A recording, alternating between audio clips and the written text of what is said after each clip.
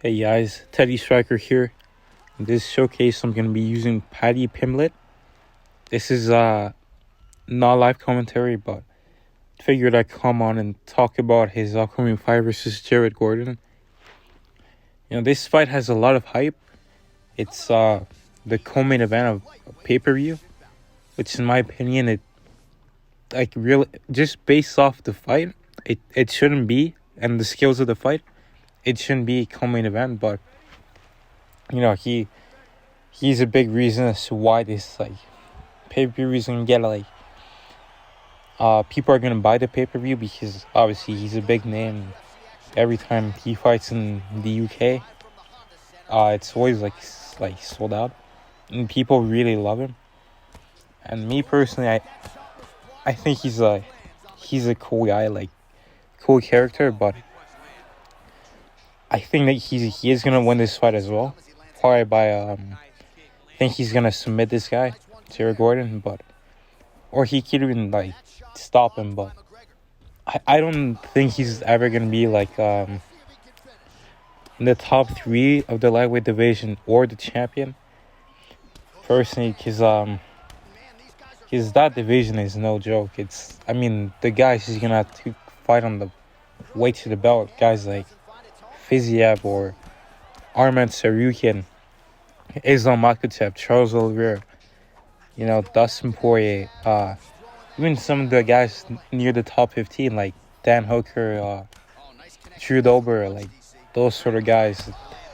It's going to be difficult for him to fix that. Honestly, I could see him doing much better at maybe even featherweight, but he's obviously too big because he gets up to 200 pounds, 205 in the offseason. And he's saying that he's going to keep doing that. Which in my opinion, I don't think that's a good idea. Because that's something that Jorge Masvidal did. Not to the same extent of going that much. But he would essentially get pretty bad out of shape, out of camp. And then he would have to kind of sort of cut weight, focus on losing weight. But Paddy has this thing where a couple weeks before the fight, he'll actually get on a weight loss program. And, in my opinion, what he should do, some of these other up and coming prospects, is just stay in the gym, keep training the whole time, stay really disciplined. Because I'm pretty sure he wants to be the champion and the big star. So if you want to do something like that, you got to be super, super disciplined. But if it works for him, then I guess he can keep doing it. But I don't think it's too healthy either to keep doing that. But let's talk about his actual fighting skills for a bit. He's got really, really great grappling. As we saw last time, he submitted a good guy, Jordan Levitt. He even dropped his arm and then had him in the rear naked choke. So he's no joke on the ground, and there's a lot of wrestlers in that weight class. I could see him being kind of like a Charles Oliveira in the sense of guys won't want to engage with him too much on the ground. Obviously there's some guys who are gonna be able to control him, but or some other dudes who aren't that high level at jiu-jitsu, they're probably not gonna try to engage with him too much because he's dangerous off his back and even off the clinch. As we've seen, he's got a couple flying triangles outside the UFC, but that was his signature move.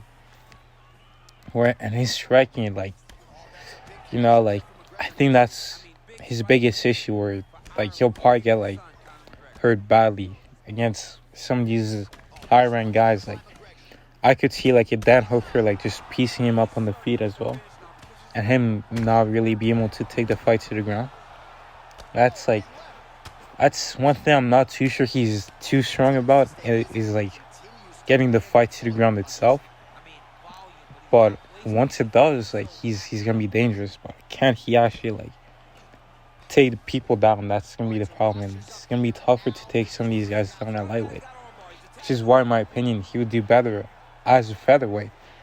He's already, I think he's 5'10", 5'11".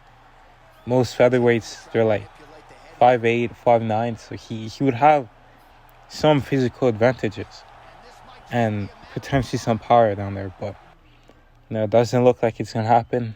But my prediction for this fight is a second round finish.